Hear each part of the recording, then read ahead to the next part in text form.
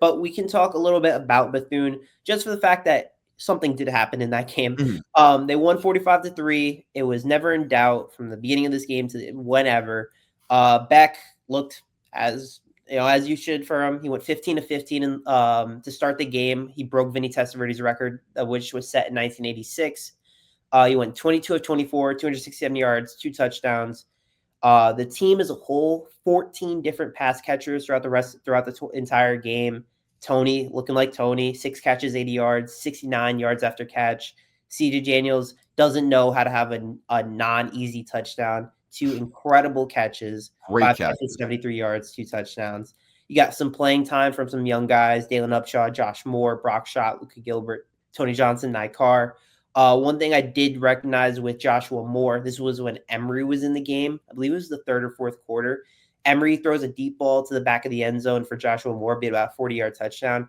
And it was an incredible PBU by the Bethune-Cookman defender. It was a good throw by Emery. It could have been a sick catch. It would have been a really tough play. It was a nice pass breakup. But if Joshua Moore caught that, that would have been really nice.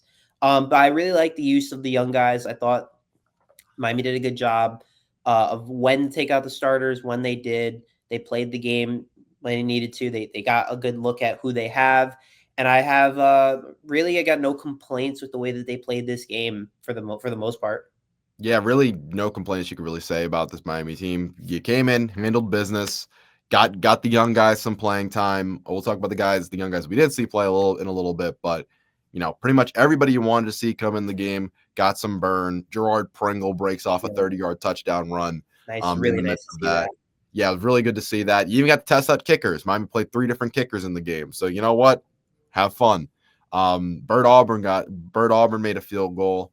I think Will Rocha. Yep. He got one too. Yep. He got an extra point in there. So you got to test out kickers. You got to test out the offense.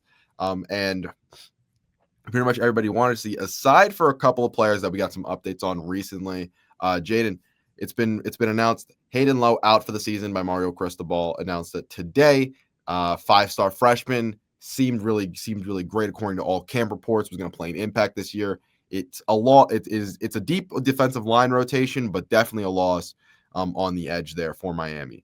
Yeah, so, it's a tough blow. It's definitely something that as he's a 5-star. He was the highest rated player in that 2025 class. Miami really expected a lot from him, but you have the depth. You're able to work with it, and I'm really hopeful that his recovery goes well and that he'll probably take a redshirt this year. So as a redshirt freshman next season, him having those eligibility will be very fun to have, and I'm excited to see what he'll do in the future. Again, it just really sucks because he was going to be – I really expected him to be an impact player. The other guys, JoJo Trader did not play, and they had said that it was he was banged up a little bit during practice, at least what Mario had said. And he's expected to play on Saturday. Armando Blunt didn't play against Bethune, is expected to play on Saturday. Jordan Lyle, who we kind of expected wasn't going to play after the injury against Notre Dame, also didn't play, but he will be playing, expected to play against USF. I do know that last season, Jordan Lyle was the one that broke off that massive touchdown run against the Bulls.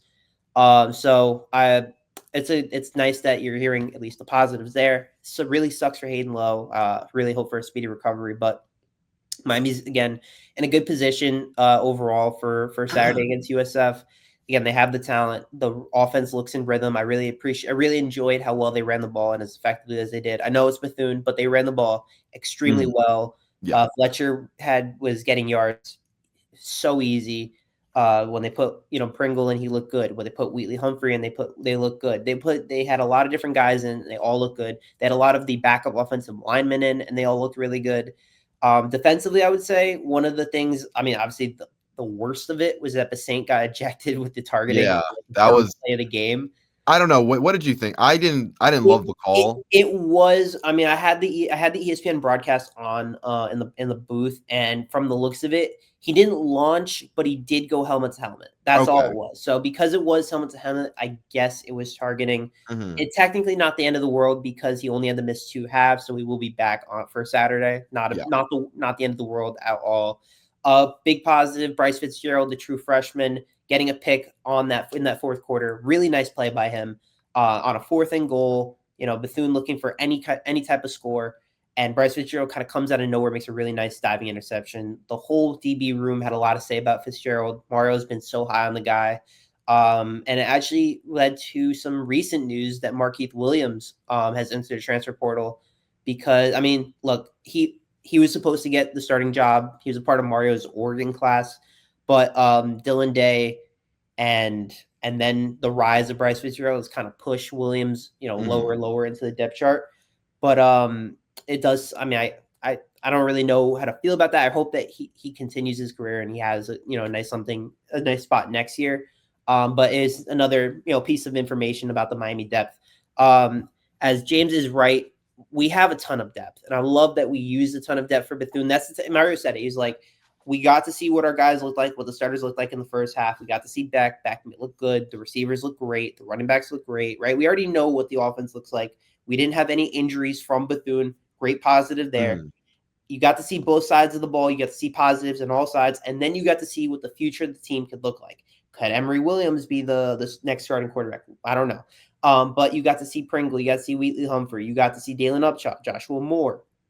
An entire offensive line was backups, tight ends, defense. So it's nice to have that. It's a positive to have that you have that much depth. And again, we definitely have more depth than USF does.